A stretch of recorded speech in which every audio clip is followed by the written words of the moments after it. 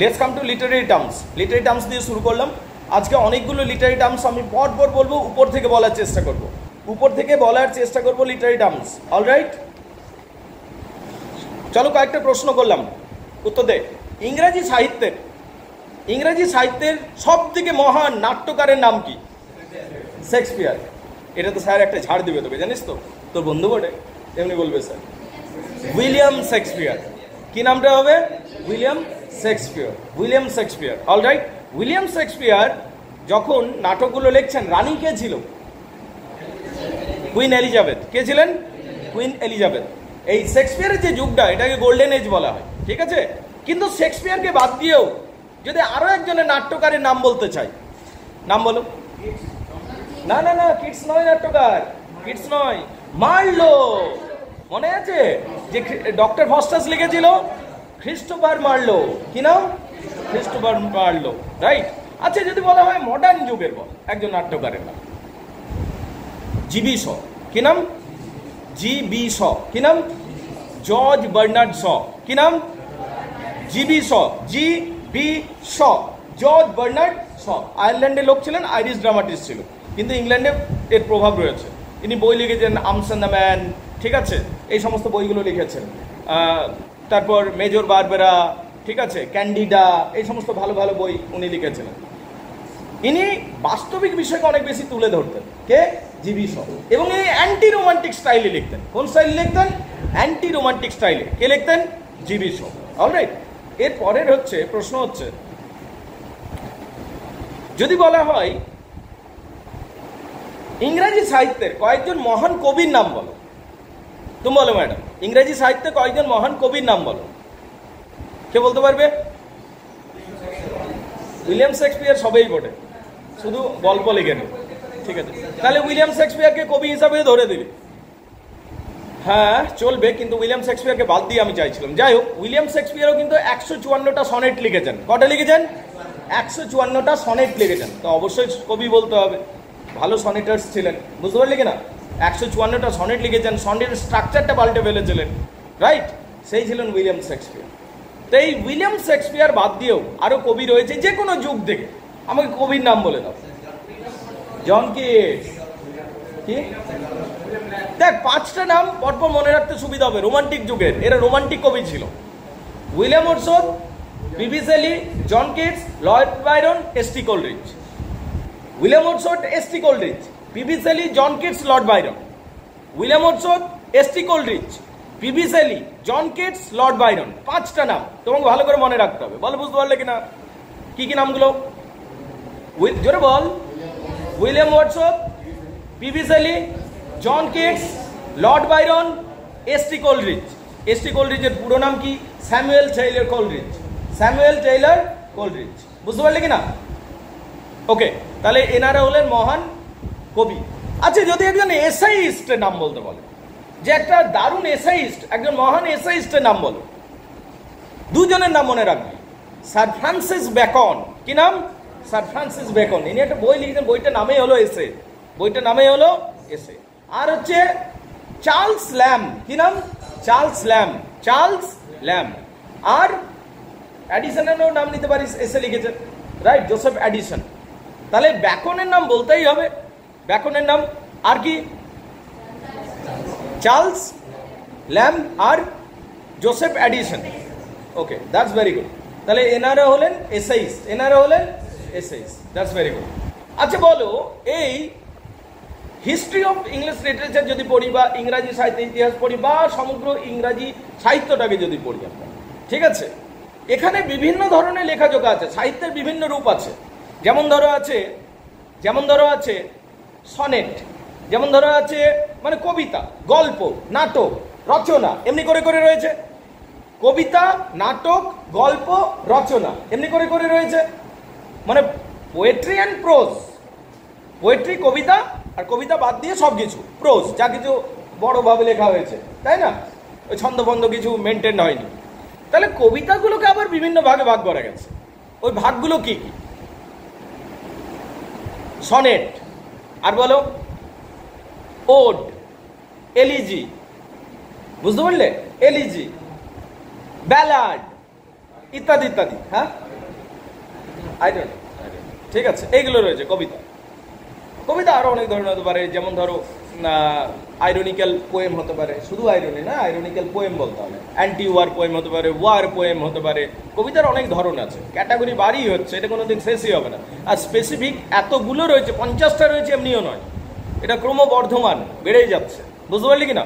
প্রত্যেক দিনই ক্যাটাগরি বাড়ে হচ্ছে, মডার্ন পোয়েম, ঠিক আছে, ক্লাসিক্যাল পোয়েম, এমনি করে করে সব বিভিন্ন ধাঁচে, কোনো যুগ হিসাবে বের করে দিয়েছে, কোনো সাবজেক্ট হিসাবে বের করে দিয়েছে, কোনো স্ট্রাকচার হিসাবে বের করে দিয়েছে, যে যেমন পেরেছে ক্যাটাগরি বানিয়ে দিয়েছে। কি থেকে? কবিতা থেকে। তবে প্রশ্ন হলো, সমস্ত কবিতাদের মধ্যে রাজাকে, মানে শ্রেষ্ঠ কবিতার ক্যাটাগরি কোনটা?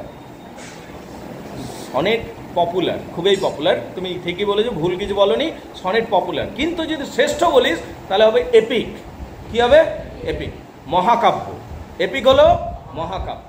এত যে ক্যাটাগরি আছে, একদম রাজা ক্যাটাগরি যেটা, যেটা বেস্ট অ্যান্ড দ্য বেস্ট, সেটা হলো এপিক। কি বুঝতে পারলে? এপিক। এপিক কাকে বলে জানতে হবে, এর বিভিন্ন ডিভিশনস রয়েছে। এপিক দুই প্রকার, সেটা জানতে হবে।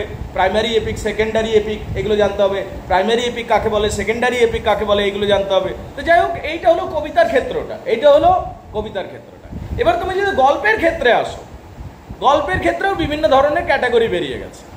একটা হচ্ছে শর্ট স্টোরি, ছোট গল্প। ছোট গল্প মানে এমনি ভাবিস না আবার যে এক পাতায় কমপ্লিট হয়ে যাবে। ছোট গল্প হলেও 10, 12, 20 পাতা হয়ে যায়, বুঝতে পারলি? কিন্তু শর্ট স্টোরি। কেন শর্ট স্টোরি? আরে নোভেলের তুলনাতে তো ছোট। নোভেল হলো উপন্যাস, যেখানে 200 পেজ রান করছে, 150 পেজ রান করছে, সেই জায়গায় 15টা পেজ ছোটই বটে, বুঝতে পারলি কিনা? তাহলে শর্ট স্টোরি রয়েছে, নোভেল রয়েছে। নোভেল মানে উপন্যাস, বড়, অনেক বড়, এবং এর প্লটটা খুব সুন্দরভাবে ডেভেলপড হয়, বুঝতে পারলি? যে গল্পটা থাকে না, খুব সুন্দরভাবে ডেভেলপ হয়, এবং আস্তে আস্তে বর্ণনা করা হয়, সুন্দরভাবে চরিত্রের বর্ণনা হয়, সুন্দরভাবে দৃশ্যের বর্ণনা হয়, সুন্দরভাবে সেটিংগুলো বর্ণিত থাকে। শর্ট স্টোরিতে এত কিছু বর্ণনা থাকে না, শর্টে কাটে বলবে, গল্পটা বলবে। কিছু কিছু জায়গায়, একটা দুটো জায়গায় বর্ণনা পাই, ছোট বর্ণনা পাই। ক্লিয়ার না? ক্লিয়ার নয়? এটা হলো শর্ট স্টোরি। আর যেটা আমরা উপন্যাস পাই, সেটা অনেক এলাবোরেট শর্ট স্টোরিতে। তবে এদের মাঝামাঝি আরেকটা ক্যাটাগরি আছে। শর্ট স্টোরি পেলাম, নোভেল পেলাম, নোভেলা। এই নোভেলের মতো বড়ও নয়, শর্ট স্টোরির মতো ছোটও নয়, বুঝতে পারলে? নোভেলা ক্যাটাগরি একটা পাবো। তাহলে এইটা হলো গল্পের ক্যাটাগরি। আবার এই ক্যাটাগরি থেকে একটু দূরে সরে গিয়ে আরেকটা ক্যাটাগরি পাবো, এসে মানে রচনা। এসে মানে রচনা। রচনাতে কি পাবো? রচনা দুই প্রকারের হয়, পার্সোনাল এসে, ইম্পার্সোনাল এসে। পার্সোনাল এসে মানে আমি করে লিখবো। আমি ওখানে গেছিলাম, আমার ঠাকুমা এমনি ছিল, আমার দাদু এমনি ছিল, ঠাকুমার একটা বিশাল বড় বাড়ি ছিল, সেখানে আমরা গ্রীষ্মকালে ঘুরতে যেতাম, ওখানে আমাদের অনেক মজা হতো, ওখানে সিজারের কিছু মূর্তি ছিল, সেই মূর্তিগুলো দেখে আমি খুব মুগ্ধ হয়ে যেতাম। ওখানে একটা বড় পুকুর ছিল, সেই পুকুরে অনেকগুলো মাছ থাকতো, আমি ওখানের যে বাগানটা ছিল সেখানে আমি ঘুরে বেড়াতাম, আমি সেই জায়গাটা খুব উপভোগ করি। গোটাটাই আমি রয়েছে। আমার আঙ্কেল জন এল ওখানে ছিল, আমার আন্ট ছিল, আমাদের বাড়ির যে ব্রিজেট ছিল, এমনি করে মানে আমি। তাহলে এটা হয়ে গেল পার্সোনাল এসে। এটা কি হয়ে গেল? পার্সোনাল এসে। আর যদি বলি আমি, যেটা চার্লস ল্যাম্ব লিখতেন, চার্লস ল্যাম্ব পার্সোনাল স্টাইলে লিখতেন, তাহলে পার্সোনাল এসে হিসাবে কার নাম পাবো? Charles lamb. যে আমি করে লিখত। আমি এবং আমার বোন পয়সা সংগ্রহ করতাম, আমি এবং আমার বই কিনতে যেতাম, আমি এবং আমার বোন আমরা যখন ঘুরতে যেতাম এবং পুরোনো দিনের কথা ভাবি, তখন আমাদের খুব বেশি ভালো লাগে। তো গোটাটাই সাবজেক্টিভ, আমি। বুঝতে পারলে কিনা? এটাকে সাবজেক্টিভ এসেও বলা হয়, বুঝতে পারলে কিনা? আরেকটা ক্যাটাগরি আছে, সেটাকে অবজেক্টিভ এসে বলা হয়। মানে একটা পার্সোনাল বা সাবজেক্টিভ, আরেকটা হলো ইম্পার্সোনাল বা অবজেক্টিভ। এই অবজেক্টিভ এসের ক্যাটাগরি কি? এখানে আমি বলে কিছু নেই, এখানে একটা টপিক থাকবে, সেই টপিকটার উপরে উনি নিজের মত প্রকাশ করেন। যেমন ধরো তুমি প্যারাগ্রাফ লিখছো, প্যারাগ্রাফ যখন লিখছো সেখানে একটা টপিকটার উপর, ওখানে আমি তো ঢুকছি না। তুমি দুর্গাপূজা নিয়ে লিখছো বা তুমি মোবাইল নিয়ে লিখছো, আমার মোবাইল আছে এটা লিখবার দরকার হয় না, মোবাইল সম্বন্ধে তুমি লেখো। তো যখন আমরা এসে লিখছি, ওখানে স্যার ফ্রান্সিস বেকন একজন মহান ব্যক্তি ছিলেন, যাকে বলা হতো the wisest, the brightest and the meanest of mankind. সবচেয়ে পৃথিবীর উজ্জ্বলতম ব্যক্তিত্ব, সবচেয়ে জ্ঞানীতম ব্যক্তি এবং সবচেয়ে জঘন্যতম ব্যক্তি কে ছিল? Sir Francis beacon. যিনি ইম্পার্সোনাল এসে লিখেছিলেন। বিশাল ব্যক্তিত্ব, দারুণ আকর্ষণীয় ব্যক্তিত্ব, ওনার সাথে যদি কথা বলিস you will fall in love with him. তার এত ভালো ব্যক্তিত্ব, মানে হ্যান্ডসাম যে বিরাট হতো বমনি নয়, কথা কেমন বলে, ওর কেমন জ্ঞান রয়েছে, ও তোমাকে ইমপ্রেস করে দিতে পারবে, এইরকম ব্যক্তিত্ব ছিল। কিন্তু জ্ঞানীও ছিল, প্রচণ্ড জ্ঞানী এবং আকর্ষণীয় ব্যক্তিত্বের অধিকারী, সবই বুঝলাম। কিন্তু মিনেস্ট বলা হয়, প্রচণ্ড করাপ্টেড ছিলেন, অনেক বলে করাপ্টেড, বুঝতে পারলি, দুর্নীতি করতেন, বুঝতে পারলে, এইরকম ব্যক্তি ছিলেন, অনেকে বলেন। তো the brightest and the meanest, the brightest voices and the meanest of mankind, right? কাকে বলা হয়? স্যার ফ্রান্সিস বেকনকে, যিনি ইম্পার্সোনাল এসেগুলো রেখেছেন। ওনার বইটার নামই হলো এসেস, বইটার নাম হলো এসেস। এসেসে কি রয়েছে? এসেসে কি রয়েছে? শুধু বিভিন্ন বিষয়ে রচনা রয়েছে বইটাতে। এসেসে শুধুমাত্র রচনা রয়েছে। বইগুলোর নাম কি? তোদের একটা কোর্স রয়েছে, এটা এসেস পড়তে হবে তোদেরকে, সেকেন্ড সেমিস্টার 2। অলরাইট, ওখানে অফ স্টাডিজ রয়েছে, অফ ট্রাভেল রয়েছে। ওই এসএস বইটাতে কি কি রয়েছে? অফ স্টাডিজ মানে পড়াশোনা সম্বন্ধীয় উনি কিছু কথা বলবেন, অফ ট্রাভেল ঘোরাঘুরি সম্বন্ধীয় কিছু কথা বলবে, অফ ম্যারেজ বিবাহ সম্বন্ধে কিছু কথা বলবেন, অফ হাজবেন্ড হাজবেন্ড সম্বন্ধে কিছু কথা বলবেন, of wife, of friendship, of empire, এমনি করে করে লিখেছেন। ওখানে আমি বলে কিছু নেই, ওই টপিকটার উপর। এবং ওই লেখাটা আমাদের পড়া দরকার, ওই বইটা। তার কারণ একদম বাস্তবিক কথা বলবেন। যখন সেমিস্টার 2-এ তোমরা এগুলো পড়বে তখন দেখবে কত ভালো লাগবে জিনিসটা, তুমি শিখতে পারবে জেনুইনলি, যে হ্যাঁ অনেক কিছু শিখতে পারলাম এখান থেকে। তাহলে এইটা হলো আরেকটা ক্যাটাগরি, এসে। তাহলে এসেকে দুই ভাগে ভাগ করলাম, একটা পার্সোনাল, একটা ইম্পার্সোনাল, বা একটা সাবজেক্টিভ, অবজেক্টিভ। ক্লিয়ার না? ক্লিয়ার নয়? আর সাবজেক্টিভে বা পার্সোনালে হলো চার্লস ল্যাম্ব, আর অবজেক্টিভে sir Francis Bacon, the brightest voices and the meanest of mankind. নাকি? উঠতে উঠতে উঠতে পড়ে গেল, অ্যান্টি ক্লাইম্যাক্স যেমন সে হয়ে গেল। অলরাইট, এরপরে আরেকটা ক্যাটাগরি রয়েছে, যেটা সব থেকে বড় ক্যাটাগরি। সাহিত্যের অনেকগুলো ক্যাটাগরির মধ্যে আমি কয়েকটা স্পেসিফিক্যালি বললাম, এগুলোর মধ্যে থেকে পরীক্ষাতে পেয়ে যাবে যে যে ক্যাটাগরিগুলো আমি আলোচনা করলাম। বুঝতে পারলে কিনা? আরেকটা ক্যাটাগরি রয়েছে যেটা আসল, এবং আমাদের অনেক বেশি ভাবতে হবে, যে ক্যাটাগরিটা যেটা নিয়ে খাটতেও হবে অনেক বেশি, সেটা হলো ড্রামা বা প্লে। ড্রামা বা প্লে, নাটক, ড্রামা বা প্লে, এই যে ক্যাটাগরিটা রয়েছে, এই ড্রামা বা প্লে মানে নাটক। নাটক দুই ভাগে বিভক্ত, মূলত কয় ভাগে বিভক্ত? দুই ভাগে। কি কি? কমেডি এবং ট্র্যাজেডি। কমেডি মানে মিলনান্ত নাটক, কমেডি মানে মিলনান্ত নাটক, ট্র্যাজেডি মানে বিয়োগান্ত নাটক। তাহলে কমেডি হলো মিলনান্ত নাটক, ট্র্যাজেডি হলো বিয়োগান্ত নাটক, তাই তো? কমেডির মধ্যে কি কি থাকে? শেষে মিলন হবে এবং একটা হাসি ঠাট্টা থাকবে, হাসি মজা থাকবে এবং শেষে মিলন হবে, এটা হলো কমেডি। ট্র্যাজেডি কি? ট্র্যাজেডিতে শেষে ভোগান্তি থাকবে, কষ্ট থাকবে, সাফারিং থাকবে, এবং টোনটা অত্যন্ত সিরিয়াস ক্যাটাগরি হবে। So that's the main difference between comedy and tragedy. তাহলে কমেডি এবং ট্র্যাজেডির মধ্যে পার্থক্য কি? কমেডিতে শেষে মিলন হবে এবং হাসি ঠাট্টাও থাকবে, আর ট্র্যাজেডিতে শেষে মিলন হবে না, কষ্টও পাবে, মরেও যেতে পারে ট্র্যাজেডিতে, আর সিরিয়াস একটা টোন থাকবে সবসময়। বুঝতে পারলে? তাহলে কমেডি এবং ট্র্যাজেডি। এখন প্রশ্ন হচ্ছে এই কমেডি এবং ট্র্যাজেডির মধ্যে কোনটা বেটার, কোনটা বেশি ভালো? বল। উত্তর হচ্ছে ট্র্যাজেডি। ব্যক্তিগত জীবনে আমরা সবাই কমেডিই চাইবো লাইফে, রাইট? কিন্তু অ্যারিস্টটল বলেছেন কমেডি এবং ট্র্যাজেডির মধ্যে ট্র্যাজেডি বেটার। কে বলেছেন? অ্যারিস্টটল। তার কারণ অ্যারিস্টটল বলছেন ট্র্যাজেডিতে সুপিরিয়র ক্যারেক্টার দেখতে পায়, সুপিরিয়র জিনিসকে দেখতে পায়, আর কমেডিতে ইনফিরিয়র জিনিসকে দেখতে পায়। মানে লাইফ তোর এইটা, ট্র্যাজেডি যখন হবে সবসময় উঁচু মানুষের সাথে হয় ট্র্যাজেডি, বুঝতে পারলি? আর কমেডি হচ্ছে বলছে লো গ্রেডে, উনি বলেছেন। অ্যারিস্টটল বলেছেন tragedy is better, comedy better নয়। এমনকি তিনি ট্র্যাজেডি বেটার নাকি এপিক বেটার, এটার মধ্যে বলছেন ট্র্যাজেডিই বেটার, এপিকের থেকেও ভালো। ওনার এতই পছন্দ হয়ে গেছিল।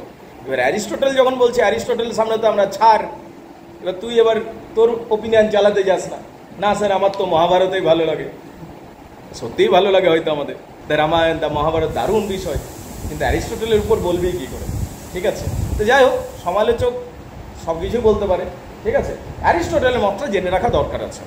অ্যারিস্টটল বলেছেন কমেডি এবং ট্র্যাজেডির মধ্যে ট্র্যাজেডি বেটার, এপিক এবং ট্র্যাজেডির মধ্যে ট্র্যাজেডি বেটার। কি বেটার? ট্র্যাজেডি। তাহলে এগুলো বলে বোঝা গেছে কিনা? প্রশ্ন কিন্তু আসতে পারে, আজকে প্রথম দিন তোমরা কলেজে যাচ্ছ, এই প্রশ্নটা 100% আসতে পারে। নাটক দুই ভাগ বিভক্ত, কমেডি, ট্র্যাজেডি। কমেডি মধ্যে কি কি কোয়ালিটি থাকে? কি কি কোয়ালিটি? হ্যাপি এন্ডিং আর হিউমারাস এলিমেন্ট, ফানি এলিমেন্ট থাকবে। আর ট্র্যাজেডির মধ্যে কি থাকবে? একটা সিরিয়াসনেস থাকবে। আর কি থাকবে? আর স্যাড এন্ডিং হবে। এবং যে প্রোটাগনিস্ট, মেন ক্যারেক্টার, তার সাফারিং হবে। মেন ক্যারেক্টারে কি হবে? সাফারিং হবে, তার জীবনে দুঃখ কষ্ট থাকবে। বুঝতে পারলে কিনা? ঠিক এই জিনিসগুলো হবে। তাহলে সাহিত্যের বিভিন্ন রূপের কথা বলে দিলাম আমি, বলে বুঝতে পারলে কিনা? এইবারে আমার ফোকাস যেটা থাকবে, আচ্ছা স্পা ব্যাপারটা শুনেছিস কেউ? স্পা, ওই ম্যাডাম ভাবছি কি স্যার বিউটি পার্লারে গেছিল, বিউটি পার্লারকে স্পা বলে। বিউটি পার্লার বলে নাম স্পা, যেখানে সে পেডিকিওর, ম্যানিকিওর, কি কি আরো সব কিওর হয়। ঠিক আছে, তো বিউটি পার্লারকে স্পা বলে, তাই না? কিন্তু জেনে রাখ, এই যে স্পা কথাটা আছে, SPA, তিনটে বড় বড় দার্শনিকের নাম, সেটা সংক্ষিপ্ত সার। এটা S সমান সক্রেটিস, P সমান প্লেটো, A সমান অ্যারিস্টটল। SPA, spa. সক্রেটিস, তার শিষ্য ছিল প্লেটো, প্লেটোর শিষ্য ছিল অ্যারিস্টটল। এটা মনে রাখার উপায়, নাহলে গুলিয়ে যায় কে কার শিষ্য। সে মনে করতে হবে beauty parlour, spa. Spa, Socrates, Plato, Aristotle. অ্যারিস্টটলেরও শিষ্য ছিল, কিন্তু তিনি দার্শনিক ছিলেন না। উনি সারা পৃথিবীকে প্রায় জয় করে ফেলেছিলেন। অ্যারিস্টটল, যার নাম হচ্ছে আলেকজান্ডার দ্য গ্রেট, খুব কম বয়সে মারা গেছিলেন, কিন্তু অর্ধেক পৃথিবীকে তো জিতেই নিয়েছিলেন। আলেকজান্ডার দ্য গ্রেট বলা হয় না, উনি অ্যারিস্টটলের শিষ্য ছিলেন। তাহলে স্পা ডবল এ নাকি শেষেরটা? অ্যারিস্টটলের শেষ হয়ে যাচ্ছে। Socrates, Plato, Aristotle. Socrates, Plato, Aristotle. ঠিক আছে, that's really very good.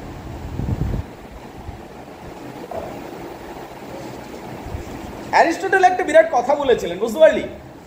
Aristotle বলেছিলেন সমস্ত আর্ট ফর্মেই হলো নকল, ইমিটেশন। অর্ণব, দেখ জিনিসটা বলছি, অর্ণব কষ্ট করে একটা ছবি আঁকলো, দারুণ ছবি আঁকলো, ঠিক আছে, আমাকে দেখালো। আমি বললাম এটা তো নকল রে, ও গাছের ছবি এঁকেছে। এই ম্যাডামটা একটা খুব সুন্দর গাছের ছবি এঁকেছে। বলছে না স্যার নকল নয়, কোনো দেখে এঁকিনি, এটা আমি এঁকেছি বাইরের গাছটা দেখে। আরে তো গাছটা তো রিয়েল, তুই ওর তো নকল করেছিস।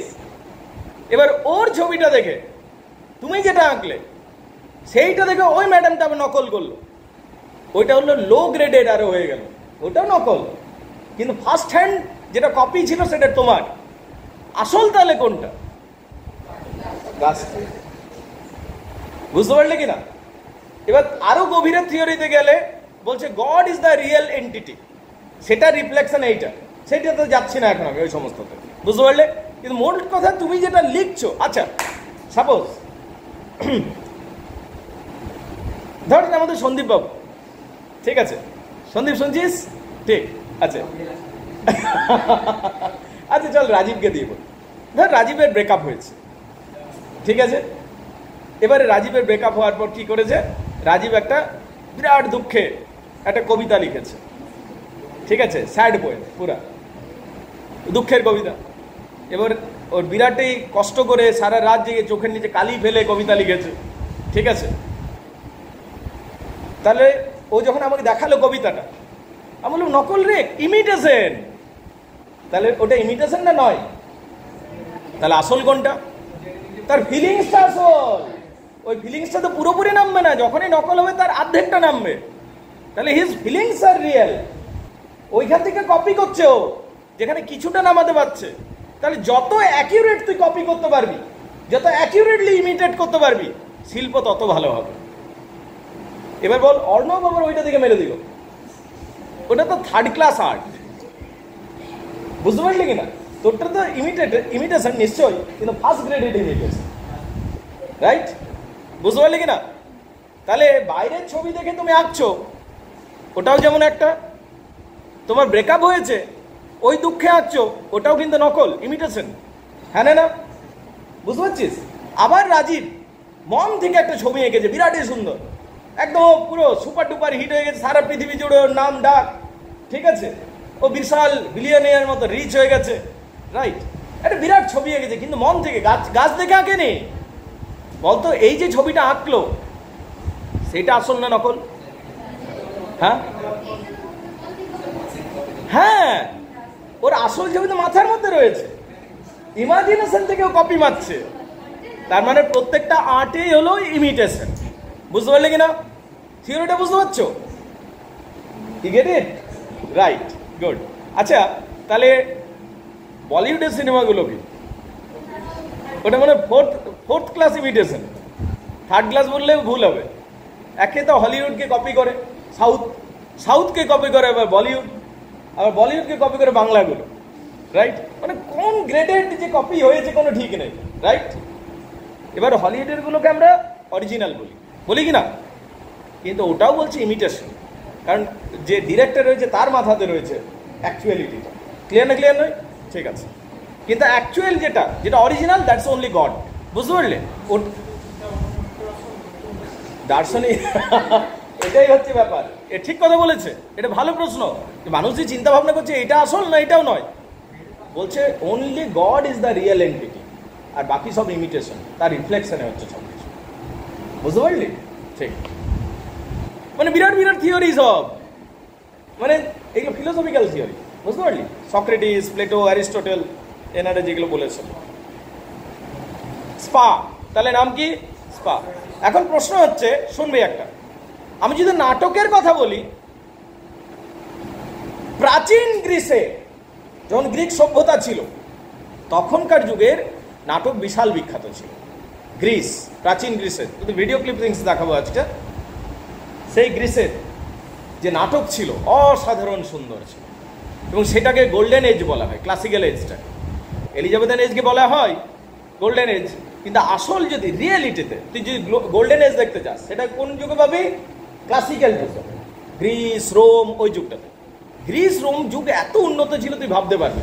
এবং সেই যুগে সাহিত্য চর্চা থেকে শুরু করে সেই যুগটাতে এই যে স্পাটা পেয়েছি আমরা, সক্রেটিস, প্লেটো, অ্যারিস্টটল। ওদের দেবদেবীর কথা জানতে হবে, গ্রিক মিথোলজিটা জানতে হবে তোকে ভালো করে, গ্রিক দেবদেবীদের কথাগুলো জানতে হবে। গ্রিক দেবদেবীরা হেডিস ছিল, পোসাইডন ছিল, তোমার জিউস ছিল। বুঝতে পারলি? গ্রিক মিথোলজিটাও একটু বলে দেবো, দাঁড়া। তো প্রেমের দেবী ছিল অ্যাফ্রোডিটি, ভেনাস, ঠিক আছে? তার একটা অন্ধ ছেলে ছিল কিউপিড, ঠিক আছে? তো যুদ্ধ দেবতা ছিল, রাইট? এরকম করে বিভিন্ন বিভিন্ন দেবতারা রয়েছে। সূর্য দেবতা অ্যাপোলো রয়েছেন গ্রিক মিথোলজিতে, রাইট? তো বিভিন্ন দেবদেবীদের কথা পাই গ্রিক মিথোলজিতে। তো সেই যুগটাতে, ক্লাসিক্যাল যুগটাতে, খেয়াল রাখবে, সাহিত্য, শিল্প, নাটক বিখ্যাত হয়েছে। সেই যুগে আমরা পাই সফোক্লিসকে। তাহলে প্রাচীন গ্রিসের একজন যদি মহান নাট্যকারের নাম বলতে হয়, কি নাম? সফোক্লিস। কি নাম? সফোকল স্যার একটা রোগের নামের মতো লাগছে না? ঠিক আছে, সফোক্লিস। কি নাম? Okay, don't get hurt, alright. Sophocles, উনি সফোক্লিস একটা নাটক লিখেছিলেন, নাম হচ্ছে ইদিপাস। কি নাম? নাটকটার নাম কি? ইদিপাস বিখ্যাত নাটক। মানে ট্র্যাজেডির প্রত্যেকটা কোয়ালিটি ইদিপাসের মধ্যে রয়েছে। মানে একটা আদর্শ ট্র্যাজেডি হতে গেলে যা যা থাকা দরকার সব কিছু ইদিপাসের মধ্যে রয়েছে। তাহলে ক্লাসিক্যাল যুগে, মানে প্রাচীন গ্রিস, প্রাচীন রোমান যুগটাতে যে নাটকগুলো লেখা হয়েছিল, প্রাচীন গ্রিস এবং রোমের যুগটাতে যে নাটকগুলো লেখা হয়েছিল, সেগুলো ছিল আদর্শ নাটক, ক্লাসিক্যাল ড্রামা বলা হতো। কি বলা হতো? Classical drama. এই থিওরিই চলতো। কিন্তু উইলিয়াম শেক্সপিয়ার এসে, আর ইউনিভার্সিটি উইটসরা এসে, শেক্সপিয়ার এসে এই নিয়মগুলোকে দিল ভেঙে। বুঝতে পারলে? তাহলে এলিজাবেথেন যুগের নাটক আর ক্লাসিক্যাল যুগের নাটকের মধ্যে পার্থক্য আছে। বুঝতে পারলে? ক্লাসিক্যাল ইউনিটির যখন কথা বলি, 3 ইউনিটি বারবার আসে। Unity of time, unity of place, unity of plot, right? এই যে 3 ইউনিটি রয়েছে, এইটা কিন্তু গ্রিক যুগে এসে অনেকটাই কিন্তু আমরা দেখতে পাচ্ছি বিভিন্ন শর্তগুলো আলাদা হয়ে যাচ্ছে গ্রিক থেকে যখন এলিজাবেথনে আসছে। কারণ শেক্সপিয়ার পাল্টে ফেলছে। শেক্সপিয়ার সনেটেরও স্ট্রাকচার পাল্টে ফেলেছিল। সনেটের এমনিতে স্ট্রাকচার হয় 14 লাইনের কবিতা, উপরে 8টা লাইন, নিচে 6টা লাইন। উপরে 8টা লাইন, নিচে 6টা লাইন। শেক্সপিয়ার বলে হাঁটাও এসব, রাইট? নতুন একটা স্ট্রাকচার প্যাটার্ন আনবো, যেখানে উপরে 4টা লাইন, তারপর 4টা লাইন, তারপর 4টা লাইন, শেষে 2টো লাইন। এই যে 4টা লাইনকে বলা হয় কোয়াট্রেন। কি বলা হয়? কোয়াট্রেন। তাহলে 3টা কোয়াট্রেন থাকবে, first quatrain, second quatrain, third quatrain, আর শেষে 2 লাইন পড়ে থাকবে, ওটা কাপলেট বলা হয়। কাপ আর প্লেট নাকি? Couplet, alright? তো তিনি সনেটের স্ট্রাকচার যেটা ছিল সেটাকেও পাল্টালেন। গ্রিসের যে স্ট্রাকচার ছিল সেটা এলিজাবেথের যুগের, শুধু শেক্সপিয়ার নয়, ওই যুগে যতজন ড্রামাটিস্ট ছিল সব ভেঙে চুরে চুরমার করে দিয়েছিল এবং নতুন একটা স্ট্রাকচার বানিয়েছিল।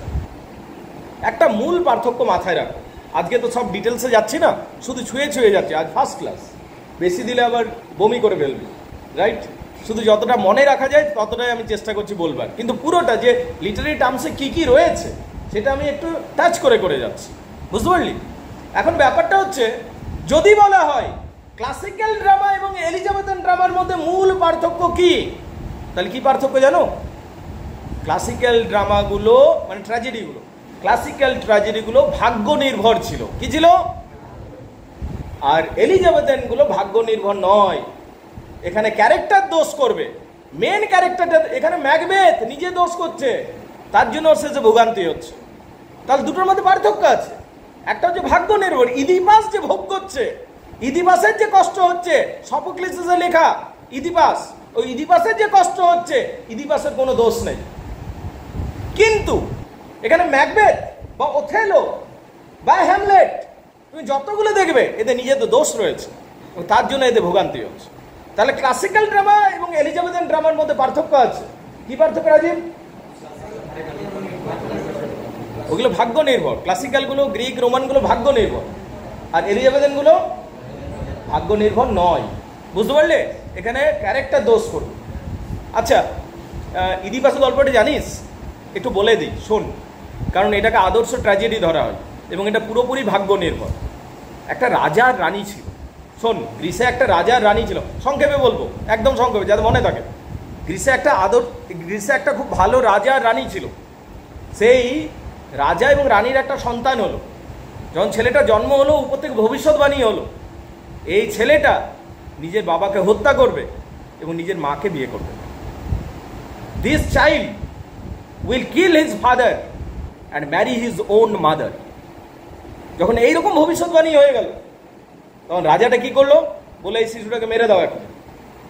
সকলের সামনে ওর পায়ে ব্রেক ঠুকে দেওয়া হলো এবং বলল শিশুটাকে একটা নির্জন জায়গায় ফেলে দাও, ও এমনিতে মরে যাবে। শিশুকে যদি তুই খাবার না দিস, শিশুকে যদি তুই যত্ন না করিস, তারপরে হিংস্র প্রাণীরা রয়েছে। তো এই নির্দেশ দিয়ে দিল যাতে এই ভাগ্যের খেলাটাকে আটকানো যায়।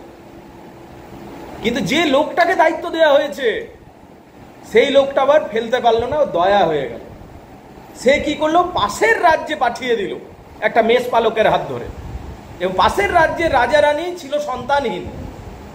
সেই পাশের রাজ্যের রাজা রানী ওই শিশুটাকে নিয়ে নিল। তাহলে যে শিশুটার মরে যাওয়ার কথা, সেই শিশুটা পরের রাজ্যের রাজা রানীর ছেলে হয়ে গেল, তার পালিত সন্তান হিসাবে সে বড় করলো। এবং রাজা রানী ওকে জানতেও দিল না যে তুই আমার পালিত সন্তান, কারণ ওরা সন্তানহীন ছিল। তো নিজের ছেলে হিসাবে চালিয়ে দিল। এবার ছেলে বড় হচ্ছে, এবার বীর হলো, তেজস্বী হলো এবং প্রচণ্ড জ্ঞানী হলো। ওর নাম দেওয়া হলো ইদিপাস। ছেলেটার নাম দেওয়া হলো ইদিপাস। ইদিপাস মানে ফোলা পা। এবার ইদিপাস যখন বড় হয়েছে, ভালো, খুব ভালো ছিল। হঠাৎ একটা মাতাল কোনোদিন এলো, মাতাল সাথে ঝামেলাই করিস না, ঠিক আছে? একদিন মাতাল এলো, মাতালের জন্য দেখবে মারলেও মরেছিল। মাতাল দেখলে দৌড়বি, ঠিক আছে? তা বলে তুই নিজেও মাতাল হয়ে দিস না, ওটা কোনো সোয়াগ নেই ওটাতে, ঠিক আছে? Fine, the point is that, শোন, এবারে ইদিপাস বড় হলো। তো হঠাৎ একদিন একটা মাতাল ইদিপাসকে বলল যে তুমি যে এত অহংকার দেখাচ্ছ হে ইদিপাস, তুমি কি জানো যে তোমার মা বাবা তোমার আসল মা বাবা নয়? একটা মাতাল বলে দিল ইদিপাসের এটা একটা শখ লাগলো। তাহলে আমি কার ছেলে? ও সোজা চলে গেল ওখানে যে ভবিষ্যৎ দেখতে পায় তার কাছে, ডেলফিতে চলে গেল যেখানে ভবিষ্যৎবাণী হয়। বললো, ও জিজ্ঞেস করলো যে আমি আমার মা বাবার আসল সন্তান কিনা। এটা ওর মনে ডাউট হয়েছে। ও প্রথমে নিজের মা বাবাকে জিজ্ঞেস করলো মা বাবা বললো হ্যাঁ রে তুই তো আসল সন্তান, তাছাড়া কি হবে, রাইট? তোর মা বাবা এইটা বললো, কিন্তু ওর মন মানলো না, কিন্তু ও সোজা চলে গেল ডেলফিতে জিজ্ঞেস করার জন্য। ওইখানে আমার ভবিষ্যৎবাণী হয়ে গেল। ও কি জিজ্ঞেস করেছিল? ইদিবাস কি জিজ্ঞেস করেছিল? যে আমি আমার মা বাবার আসল সন্তানকে, এই তো জিজ্ঞেস করেছিল। কিন্তু ডেলফি কি বলছে দেখ, যখন ও প্রশ্নটা করছে, ভবিষ্যৎ হচ্ছে ওখানে, যে ভবিষ্যৎ দেখতে পাই, ডেলফি বলছে you will kill your father and marry your mother. লে, আমি এটা জিজ্ঞেস করেছি? তুই বলছিস আমি ইংলিশ অনার্সটা পাস করতে পারবো তো? হঠাৎ করে বলছে ইউ উইল ডাই টুডে। লে, এটা তো প্রশ্নই ছিল না। তুই কি প্রশ্ন করলি, কি উত্তর পেলি? ও তো আরো ভয় ঢুকে গেল। কার ভয় ঢুকে গেল? ইদিপাস, বেচারা ইদিপাস। এবার ও টেনশন ঢুকে, একে ডাউট আছে আমার অরিজিনাল ফাদার না মাদার নয় কিনা, তারপর একটা এমনি ভবিষ্যৎবাণী। তখন ও ঠিক করলো আমি এখানে থাকবোই না, ওই রিস্কটাই নেবো না আমি, তাহলে আমি চলে যাই, অন্যদিকে চলে যাই। ও অন্যদিকে চলে যেতে হলো, অন্য রাজ্যে চলে গেল। এবার যে রাজ্যে ঢুকছে সেইটা তার আসল রাজ্য। বুঝতে পারলি ব্যাপারটা? তারপরে দেখ ভাগ্যের খেলাটা দেখ, ইদিপাসের কোনো দোষই নেই। কোথাও দোষ দেখতে পাচ্ছ? তো যে ভাগ্য তোকে লিখে দিচ্ছে আজ তোর পা ভাঙবে, তুই আজ ঘরে বসে থাক তাও ভাঙবে, তুই বিছানা থেকে নামতে যাবে আর পাটা ভেঙে যাবে। তো ভাগ্য যদি লেখা আছে, গ্রিক ট্র্যাজেডিগুলো এইরকম ছিল, ভাগ্য নির্ভর, ক্যারেক্টারে কিছু করবারই নেই। ইদিপাস এবার যেমন যাচ্ছে, একটা মাঝে ব্রিজ পাওয়া গেল, 3 মাথার মোড় ব্রিজ। ওইখানটা থেকে একটা রাজার মতো লোক আসছে, বিশাল শক্তিশালী মনে হচ্ছে। ওই লোকটার সাথে ঝামেলা হলো, কে ব্রিজ পার করবে ওই নিয়ে, কারণ ভাগ্যে লেখা আছে ভাই, ঠিক আছে? নিয়ে ওই লোকটার সাথে মারপিট হলো, ওর লোকজন ছিল। ইদিপাস বেশি শক্তিশালী, সবাইকে মেরে উড়িয়ে দিল, রাজাটাকেও মেরে দিল। রাজার মতো ছিল, কে জান রাজা ছিল কিনা, দেখে তো মনে হচ্ছিল না, ঠিক আছে? ওকে মেরে দিল। নিয়ে ও ভিতরে ঢুকলো ওই রাজ্যটা। যখন ভিতরে ঢুকলো দেখলো একটা রাক্ষস বসে আছে। রাক্ষসের উৎপাত শুরু হয়েছিল ওই রাজ্যটা। রাক্ষসটার নাম হচ্ছে ফিংস। কি নাম? ফিংস। ওই ফিংস কি করছিল, অর্ধেকটা সিংহের মতো দেখতে, অর্ধেকটা মানুষের মতো দেখতে, আর অর্ধেকটা পাখির মতো দেখতে, আর লেজও আছে। মানে অর্ধেকটা হচ্ছে সিংহ, মুখটা হচ্ছে মানুষ, ডানা আছে ঈগল পাখির মতো, মুরগির মতো ভাবিস না ডানাটা, ঈগল পাখির মতো ডানা, রাইট? সেই ফিংসটাকে ধরলো, বললো এই দেখো তাকিয়ে, এদিকে বিশাল কঙ্কালের পাহাড় হয়ে গেছে, এই দেখো তাকিয়ে এদিকে কঙ্কালের পাহাড় হয়ে গেছে। বলছে আমি যাকে যে মানুষকেই পাই ওর সাথে খেলা খেলি, কিন্তু আমি কিন্তু আমার কথা রাখি। কি খেলাটা? আমি তোমাকে একটা প্রশ্ন করব, যদি উত্তর দিতে পারো তাহলে আমি সুইসাইড করবো, আর যদি না উত্তর দিতে পারো তাহলে আমি তোমাকে খেয়ে দেবো। এমনি হাড্ডিটা আমার আর পাহাড়টা বড় হবে। তাহলে ইদিপাসের কাছে কোনো অপশন বলে কিছু নেই, ঠিক আছে? ইদিপাস কি করলো? অপশন তো কিছু নেই। ইদিপাস বলছে ঠিক আছে প্রশ্ন করুন। রাক্ষসটা জিজ্ঞেস করছে, রাক্ষসটা বললো, রাক্ষসটা তখন প্রশ্ন করছে, ওই রাক্ষসটার নাম কি ছিল? ফিংস। আচ্ছা বলতো, তোমাকে প্রশ্নটা করছে, ধরো বলতো কোন প্রাণী সকাল বেলায় 4 পায়ে চলে, দুপুর বেলায় 2 পায়ে চলে, আর সন্ধ্যা বেলাতে 3 পায়ে চলে? বল। ওকে, ও বলতে পারলো না। উত্তর হচ্ছে মানুষ, হিউম্যান। মানুষ ছোটবেলায় হামাগুড়ি দেয়, 4টা পা, দুপুর বেলায় 2 পায়ে দৌড়িস, যৌবন, আর বৃদ্ধাবস্থায় লাঠি থাকবে তোর একটা, তাহলে 3টা পা। ফিংস বললো বারে তো ভালো বুদ্ধি আছে, কিন্তু আমি আমার কথা রাখবো। তখন ফিংস সুইসাইড করে নিচ্ছে। রাক্ষস হলেও নিজের কথা রাখে রে, মানুষের মতো নয়, ঠিক আছে? দৌড়ে পালাবে, ঠিক আছে? তো রাক্ষসটা মরে যাচ্ছে। তো সবাই তারপর জানতে পারছে যে রাক্ষসটাকে মেরেছে। এবার সেই দেশের রাজা কিছুদিন আগেই নাকি মার্ডার হয়েছে, কে মেরেছে না মেরেছে ও জানে না। আর রাক্ষসটার উৎপাত শুরু হয়েছিল ঠিক তখনই। তখন বললো যেহেতু এই রাক্ষসটাকে মেরেছে, একে রাজা করে দেওয়া হোক। আর বাই ডিফল্ট সিংহাসনে রানী বসে আছে, তাহলে রানীকে বিয়ে করুক। তাহলে কি হলো, ও রানীকে বিয়ে করলো। রানী ছিল জোকাস্টা, জোকাসটাকে বিয়ে করছে। তাদের মধ্যে ছেলে মেয়ে হচ্ছে কিছুদিনের মধ্যে, বুঝতে পারলে? এবং কি হলো, কিছুদিনের মধ্যে সেই রাজ্যে চারিদিকে প্লেগ রোগ দেখা গেল। প্লেগ রোগ তখনকার দিনে বিশ্বাস করা হতো যে যদি কোনো পাপী মানুষ থাকে, অতিরিক্ত পাপ করে, তবে গিয়ে প্লেগ হয়। তো সবাই আবার ওখানে একটা লোককে ডাকা হলো, লোকটার নাম ছিল টায়ারসিয়াস। কি নাম ছিল? টায়ারসিয়াস। সে টায়ারসিয়াসকে ডাকা হলো। টায়ারসিয়াস সব দেখতে তাই, অতীত বর্তমান ভবিষ্যৎ সব জানে। টায়ারসিয়াসকে জিজ্ঞেস করছে ইদিপাস যে বলো বলো সেই পাপীটা কে, ঠিক আছে আমি তাকে পানিশ করব। টায়ারসিয়াস বলছে আমি জানি কিন্তু বলবো না। লে রে তুই বল আমি জানি না, ঠিক আছে। টায়ারসিয়াস বলছে আমি জানি কিন্তু বলবো না, সময় আসবে ঠিকই সব প্রকাশিত হয়ে যাবে, রাইট? তুমি টায়ারসিয়াস হলে কি করতে? অমনি বলতে। তো রাজার ওটা আবার গায়ে লাগছে, লোকটা জানে আর কালপিটটাকে বাঁচানোর চেষ্টা করছে, রাইট? বলছে কিংটাকে কে যে মেরেছে সেই পাপীটা। বলছে ওই লোকটা কে? বলছে আমি বলবো না কিন্তু জানি। তো মহারাজ আরো রেগে গেল, ওকে খোঁচা মারতে শুরু করলো। লোকটা অন্ধ ছিল বেচারা, লোকটা অন্ধ ছিল কিন্তু ভবিষ্যৎ দেখতে পায়। অন্ধ টায়ারসিয়াসের আবার অন্ধ হওয়ার একটা বিরাটই গল্প আছে, বলবো দাঁড়া, একটু পরে বলছি। হ্যাঁ, তো এই যে টায়ারসিয়াসকে যখন খোঁচা মারতে শুরু করলো, টায়ারসিয়াস রেগে মেগে বলে দিল তুই হলি ওই লোকটা। তখন ইদিপাস আমার গেল খেপে, ও আমি তো খোঁচা দিচ্ছি বলে আমার নামেই বলে দিলি, রাইট? তো ইদিপাস গেল খেপে, টায়ারসিয়াসকে তো বিশ্বাস করতে যায় না, রাইট? তো তখন কি হলো, ও টায়ারসিয়াসকে আবার শাস্তি দিতে যাচ্ছিল, তখন সবাই মিলে শান্ত করলো, না না এত জ্ঞানী মানুষকে শাস্তি দেওয়া উচিত নয়। চলে গেল টায়ারসিয়াস, বললে কে রে চোরে আমাকে কেউ নিয়ে যাও, ঠিক আছে। তো টায়ারসিয়াসকে নিয়ে চলে গেল, গেট ইট? এবার ইদিপাস এবার টেনশন ঢুকে গেছে। ইদিপাস এবার ভাবতে শুরু করলো যে মহারাজাটা মেরেছে কোথায়। মহারাজাটা মারা হয়েছিল, ও ইনভেস্টিগেশন শুরু করলো, নাকি 3 মাথার মোড়ে মেরেছে। তখনও মনে হয় 3 মাথার মোড়ে তো আমিও একটা লোককে মেরেছিলাম, ঠিক আছে। একটা সৈনিক নাকি কোনোভাবে পালিয়েছে, বলছে সেই লোকটাকে ডাকো, ঠিক আছে, তাহলে খুঁজে পাওয়া যাবে। ঠিক সেই সময় আবার পাশের রাজ্যে একটা দূত চলে এসছে, কি যে আপনার বাবা মারা গেছে, ইদিপাস আপনার বাবা মারা গেছে, আপনি ফিরে চলুন, ঠিক আছে, এইটা বলতে। ইদিপাস ফিরে যাওয়ার কথা, কিন্তু সেই দূতটা ওখানে আসা মাত্র ইদিপাস বলছে আমি এখনো যেতে পারি না, কারণ ভবিষ্যৎবাণী অর্ধেকটাও সত্যি হয়ে যেতে পারে। ঈশ্বরের গেলা কে জানে, ঠাকুর মানে ঠাকুর নয়, ঈশ্বর নয়, ও দেবতা, গ্রিক দেবতাগুলো খুব এইরকম কানিং ছিল, খুব চালাক ছিল, ঠিক আছে, মানুষকে কষ্ট দিত। কি জানে, আমি তো যাবো না, কেননা অর্ধেকটা সত্যি হয়ে যেতে পারে। বলছে না না তুমি কি ভয় পাচ্ছ, তুমি ওদের আসল ছেলেই নও।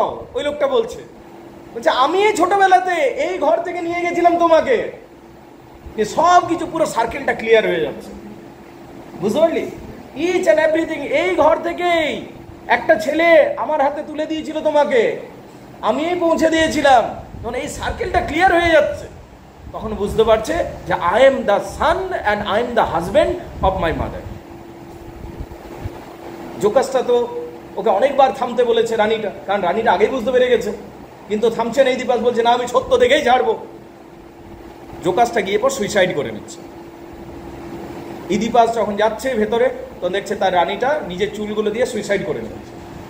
ইদিপাস তখন নিজেকে অন্ধ করে নিচ্ছে, ইদিপাস, এবং নিজেকে শাস্তি দিচ্ছে, কারণ ও বলেছিল যেই অপরাধ করুক আমি শাস্তি দেব। নিজেকে অন্ধ করছে এবং নির্বাসিত করছে নিজের দেশ থেকে। সেই যুগে নিজের দেশ থেকে নির্বাসিত হয় সবথেকে বড় শাস্তি ছিল, এবং মৃত্যুদণ্ড। তো নিজেকে মৃত্যুদণ্ড দিচ্ছে না, নির্বাসিত করছে এবং অন্ধ করে নিচ্ছে। বলছে আমাকে এমন একটা জায়গায় ছেড়ে এসো যেখানে যেমন কেউ দেখতে না পায়, আমার মুখ দর্শন না করতে পারে। তো ওকে একটা নির্জন জায়গাতে ছেড়ে আসছে, নিজের শ্যালকের হাতে রাজ সিংহাসন ছেড়ে যাচ্ছে, বলে যাচ্ছে আমার ছেলে মেয়েদের কোনো দোষ নেই, তাদের উপর যেন শাস্তি না দেওয়া হয়, এই বলে ইদিপাস চলে যাচ্ছে। তো এটা একটা ট্র্যাজেডি, ট্র্যাজেডি কিনা? এইটা হলো পৃথিবীর সব থেকে বড় ট্র্যাজেডি বলা হয়, সফোক্লিসের ট্র্যাজেডি। সফোক্লিস যেটা লিখেছে এটাকে আদর্শ ট্র্যাজেডি বলা হয়। এইবার আমাকে বলো ইদিপাসের দোষ কোথায় ছিল পুরো বিষয়টাতে? কোথাও ছিল না, ইদিপাসের তো দোষই নেই, পুরোটাই ভাগ্য নির্ভর। তাহলে গ্রিক ট্র্যাজেডিগুলো এইরকম ভাগ্য নির্ভর।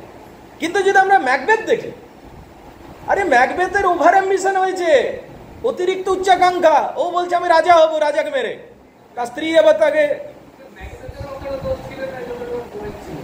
হ্যাঁ মানে তার স্ত্রী তার ওই উচ্চাকাঙ্ক্ষার আগুনে ঘি ঢেলে দিচ্ছে, সে নিজের স্ত্রীর কথা শুনে মহারাজকে হত্যা করে দিচ্ছে, তারপর বেস্ট ফ্রেন্ডকে হত্যা করছে, তারপর ম্যাকডাফের পুত্র এবং সন্তানকে হত্যা করছে, আস্তে আস্তে মার্ডারার হয়ে যাচ্ছে। কিন্তু বাবু দোষ তো ওরই, ও তো দোষী। সেই জন্য ম্যাকবেথ যখন শেষে মারা যাচ্ছে, it is completely his fault and of course his wife. তার ওয়াইফও সমনম্বলিজমে ভুগলো, ঘুমের মধ্যে চলতো, ছাদ দিকে পড়ে গেল, রাইট? কিন্তু ম্যাকবেথ এবং ইদিপাসের মধ্যে যদি একটা পার্থক্য তুই দেখতে যাস, কি পার্থক্য দেখতে পাবি? ইদিপাসের দোষেই নেই, রাইট? ভাগ্য এখানে খেলা গেলে দিয়েছে, আর ম্যাকবেথের দোষ আছে। তাহলে গ্রিক ট্র্যাজেডি এবং এলিজাবেথিয়ান ট্র্যাজেডির মধ্যে পার্থক্য কি?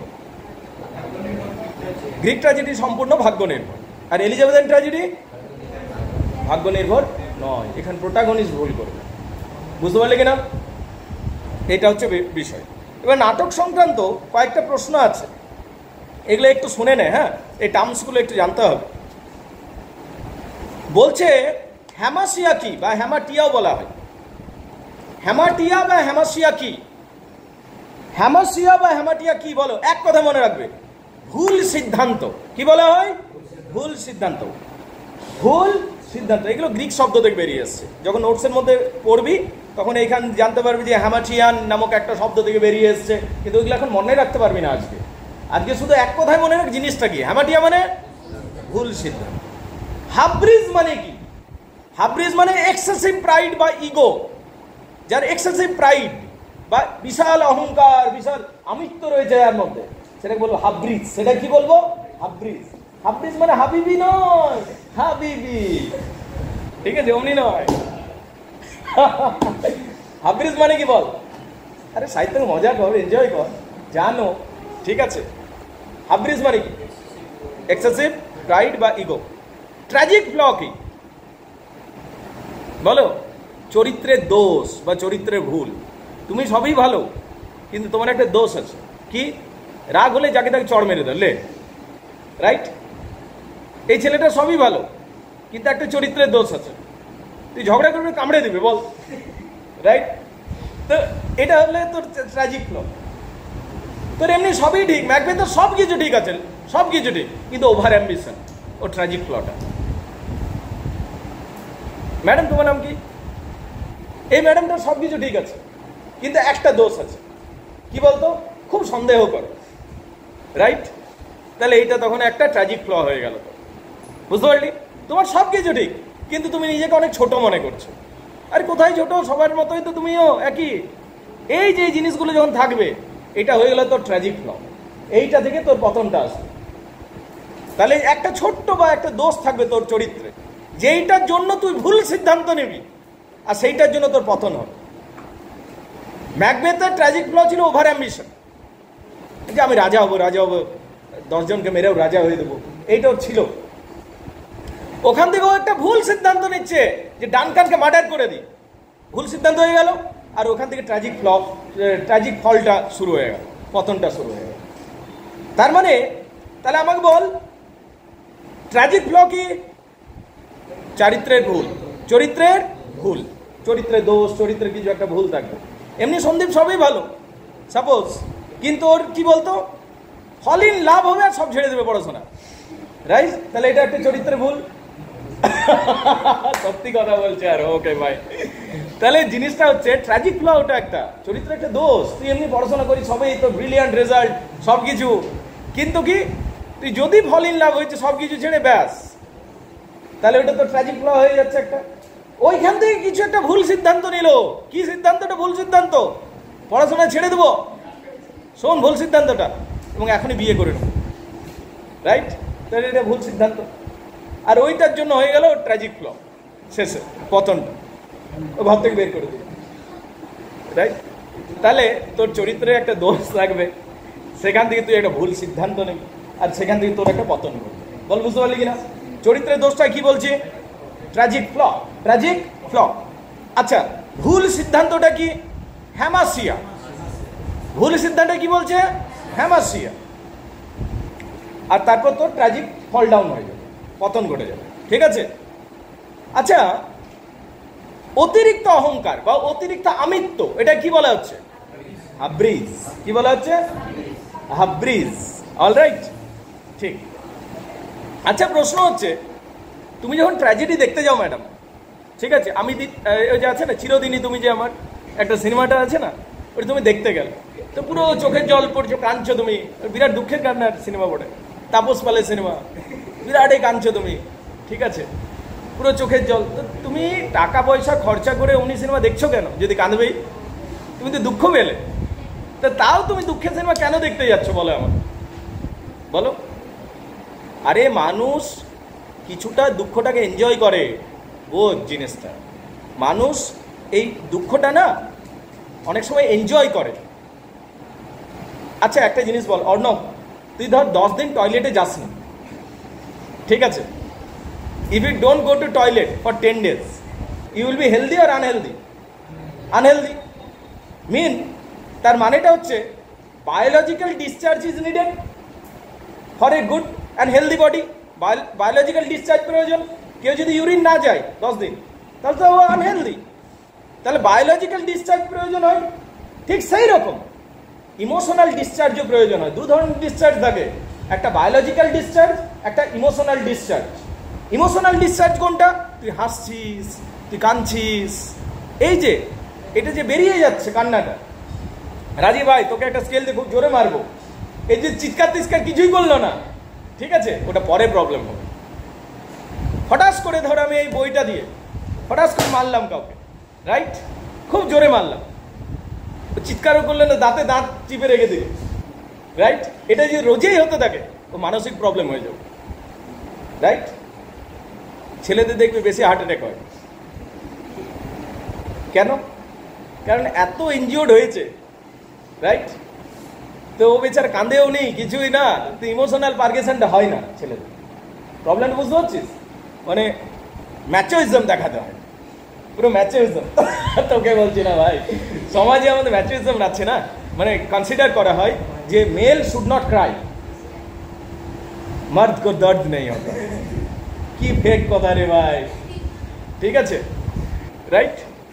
এই যে ম্যাচোইজমের কনসেপ্ট যেটা চলছে, সেটাতে কি হচ্ছে, তুই যখন কাঁদছিস না এবং ইমোশনাল পারগেশনটা করছিস না, তোর মধ্যে মেন্টাল প্রবলেম হবে বা হার্টের প্রবলেম হবে। তো এইটার উপায় কি? তো কাঁদতে হবে, তোকে হাসতে হবে। তো সেই জন্য মানুষ ট্র্যাজেডি দেখবে। ট্র্যাজেডি দেখলে কান্নাটা তো বেরিয়ে গেল রে, তোর ইমোশনাল পারগেশনটা তো হয়ে গেল। তুই ভূতের সিনেমা দেখতে ভয়তে চিৎকার করলি রে, ইমোশনাল পারগেশনটা তো হচ্ছে। That's why we go. এবং কি, যখন হল থেকে থিয়েটার থেকে বেরিয়ে আসি, আমরা সামহাউ ফিল গুড করি, আমাদের ভালো লাগে, আমার সাথে তো হয়নি ভাই। তোর এই যে সেন্স অফ ফিল, মানে এই যে সেন্স অফ রিলিফ, সেটা অনেকটা কমফোর্ট দেয় তোকে, রাইট। তো এই জন্য আমরা ট্র্যাজেডি দেখতে চাই, বলে বুঝতে পারলি কিনা? তাহলে ট্র্যাজেডি কেন দেখতে চাই তুই বল? ইমোশনাল পারগেশনের জন্য। এই যে ইমোশনাল পারগেশন, এটাকে ক্যাথারসিস বলা হয়। এটা কি বলা হয়? ক্যাথারসিস। ট্র্যাজেডিতে ক্যাথারসিস হয়। ট্র্যাজেডিতে কি হয়? পাবলিকের ক্যাথারসিস হবে, যারা অডিয়েন্স থাকবে তাদের ক্যাথারসিস হবে। ক্যাথারসিস মানে বলো, ইমোশনাল পারগেশন। ইমোশনাল, এত কিছু এক্সাম্পল দিয়ে বুঝালাম, তোমার তো বলতে তো হবে ক্যাথারসিস মানেটা কি। ক্যাথারসিস মানে কি? Emotional purgation, emotional purgation, emotional purgation. ধর সাপোজ তোরা দাঁড়িয়ে আছিস, ভাই তোর নাম কি? লালটু। ধর লালটু আসছে পুরো নতুন সাদা ড্রেস পরে, এখন কলেজ যাবে, ধর এখন বিরাট এই নতুন নতুন ড্রেস পরে পুরো জেল তেল লাগিয়ে চলে এসছে। আরে ওইখানে ধর কাদা ছিল, স্লিপ কেটে বেচারে পড়ে গেছে, ঠিক আছে, দেখ হাসছে, তুই পড়িস নি তাও হাসছে, পড়লে কেমন হাসবে, ঠিক আছে। তাহলে ভাবো, ও ড্রেস নোংরা হলো, ওর অল্প ছুলাছুলি গেল, ঠিক আছে, প্রেস্টিজও পাংচার হলো, তাহলে সব দিক থেকে ড্যামেজ হয়েছে, কিন্তু তাও হেসে দিল সব। কেন? তার কারণ হচ্ছে মানুষের মধ্যে একটা এলিমেন্ট আছে, সেটা হচ্ছে অন্যের অল্প স্বল্প দুঃখ থেকে আনন্দ হয়, ঠিক আছে। এটাকে স্যাডিস্টিক প্লেজার বলে। এটা কি বলা হয়? Sadistic pleasure. বুঝতে পারলি? সাপোজ আমি বলছি ভাই তোর নাম কি? শুভজিৎ ধর ওর গার্লফ্রেন্ডের গায়ে চড় খেলো, যা হাসবে রে এরা, রাইট। তো এই যে এটা অল্প স্বল্প যে ড্যামেজ, রাইট, কেউ হাসবে না, ওটা সিরিয়াস হয়ে গেল বিষয়টা। ওকে ফাইন, শোন, যখন না ছেলেরা হাসে রে, মেয়েরা হয়তো হাসবে না, ছেলেরা বিরাটই হাসবে, ঠিক আছে? বন্ধু কেস খাচ্ছে দেখে বাকি ছেলে বন্ধুরা হাসবে না, হতেই পারে না, ঠিক আছে? ওকে ফাইন, শোন গাইস, পয়েন্ট হচ্ছে, নাও দ্য পয়েন্ট ইজ দ্যাট, শোন, স্যাডিস্টিক প্লেজার একটা লিমিট থাকে, অন্যের কষ্ট দেখে হাসবো না, একটা লিমিট থাকে। এইটা যখনই ক্রস হয়ে যায় লিমিটটা, তখন আর কেউ হাসি না। কোনো বন্ধু এলো আর ওর পা ভেঙে গেল, তখন আর কেউ হাসি না আমরা, বুঝতে পারলি কিনা? তার মানে এটা লিমিটের উপর নির্ভর করে স্যাডিস্টিক। কিন্তু ভিলেন যারা হয় ওদের লিমিট থাকে না, বুঝতে পারলি কিনা? খুন করে হাসবে, ঠিক বলেছিস, রাইট? তাহলে স্যাডিস্টিক প্লেজার বুঝতে পারলে, অন্যের অল্প স্বল্প কষ্ট দেখে আনন্দ পাওয়া, এটা হলো স্যাডিস্টিক। তুই বুঝতে পারছিস রাজি? সিরিয়াসলি না, বুঝতে পারছিস কিনা? এবার কোরাস কি? কোরাস এক জাতীয় অস্বতন্ত্র গোষ্ঠী যারা নাটকীয় ক্রিয়ার মাধ্যমে আসে, মানে একদল সঙ্গীতকার, একদল মেয়ে, 7টা 8টা বেশিও হতে পারে, গান গাইবে। মানে আগেকার দিনে যখন গ্রিক এবং রোমের যুগে যে ট্র্যাজেডিগুলো হতো, এই মেয়েরা গান গিয়ে গিয়ে অনেক কিছু বলে দিত, আবার মাঝে নাচ করতে করতে ঢুকে যেত। ধর ইদিপাসের নাটকটা চলছে, মাঝখানে মেয়েগুলো ঢুকে গেল এবং ওরা ব্যাখ্যা করলো এবার ইদিপাস করবে কি, ও তো টায়ারসিয়াসকে ডাকতে চলেছে, এটা বলে 3 সেকেন্ডের মধ্যে 30 সেকেন্ডের মধ্যে নাচ করে করে বেরিয়ে গেল। এই যে স্টাইলটা, এটা বলা হয় কোরাস। এটা কি বলা হয়? মানে সমবেত সঙ্গীত, একা হয় না কোনোদিন কোরাস, এক দল মেয়ে নাচতে নাচতে আসবে, গান গাইবে, সমবেত সঙ্গীতে ব্যাখ্যা করবে, বর্ণনা করে দেবে, this is chorus, this is chorus. বলে বুঝতে পারলে কিনা? আমি আবার জিজ্ঞেস করছি এগুলো, আমাকে বলবি। হ্যামাসিয়া কি? ভুল সিদ্ধান্ত। হাব্রিজ কি? অতিরিক্ত অহংকার। ট্র্যাজিক ফ্ল কি? চরিত্রের দোষ। ক্যাথারসিস কি? Emotional purgation. ইমোশনাল পারগেশন, মন পবিত্র করা। হ্যাঁ। স্যাডিস্টিক প্লেজার কি? অন্যের দুঃখে আনন্দ পাওয়া, ঠিক আছে? কারো হয়? সবারই হয় স্যাডিস্টিক প্লেজার, কিন্তু এটার একটা লিমিটেশন আছে, এটার একটা লিমিটেশন আছে। তোর কি লিমিটেশন নেই? আচ্ছা, কোরাস কি? কোরাস সমবেত সঙ্গীত।